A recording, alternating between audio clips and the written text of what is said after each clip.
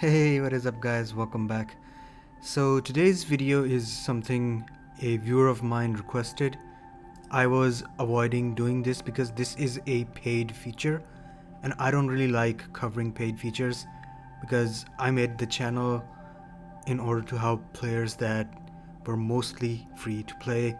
If you're somebody that can spend money, then of course you just find a way around. But anyways, this is a feature in the game that allows you to transfer some of the levels from one of your heroes to the other one. This is called the Imprint Helmet.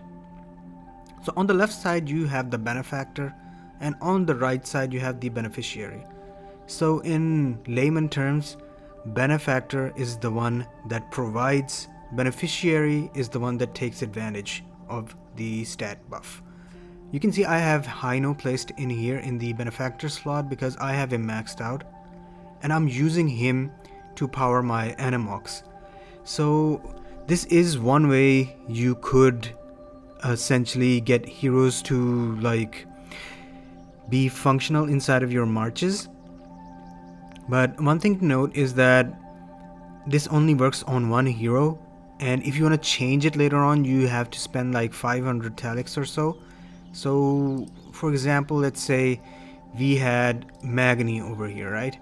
And you can see that the stats are being boosted from 6 to 9. So this is another tip that I want to give, that if you have it up to 6, 6, 6 and 6, that will take it to the maximum amount it can, because it's going to still be 1 point less than the benefactor. Same for the star levels. So you can see that if I have him up to General Star 1, it's going to go to General Star 4. If he was lower than 1, he would still gain only 3 or 4 stars max, and he would still be below what Hino is on his cap level. But this does make him functional, I guess.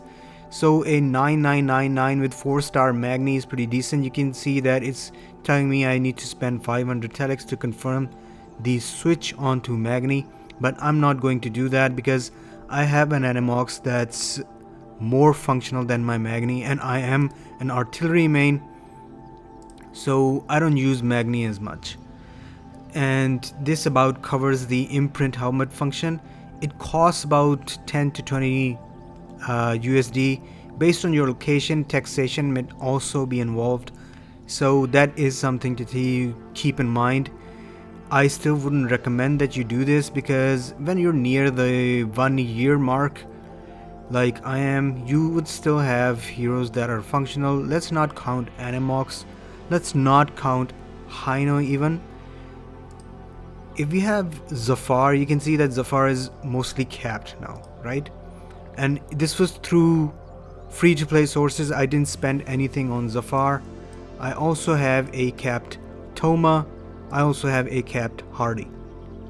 So you can easily manage a artillery main if you have these 3 heroes. But if you do have some spending money, then you start going towards meta, and to get good at this game you would still need 2 years of playtime, 2 years of dedicated playtime. That's the amount that you would need to invest into this game, realistically speaking. And looking at my tank march, you can see I have nothing on Nameless. I've been using legendary hero tokens to max him out, and I've done a pretty decent job. You can see 9899 with full on leadership matrix, and I'm about to cap the general.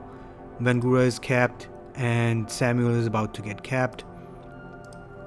Violet is capped, Zelem's capped, Jameis is about to get capped.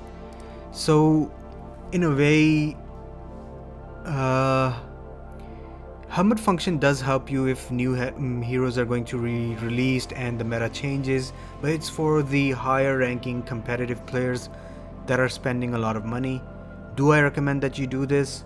No, because I still want you guys to know that you can play this game without spending too much money. It's just some tips and tricks involved, and that kind of wraps up today's video. I hope you have a fantastic day. I'll see you around.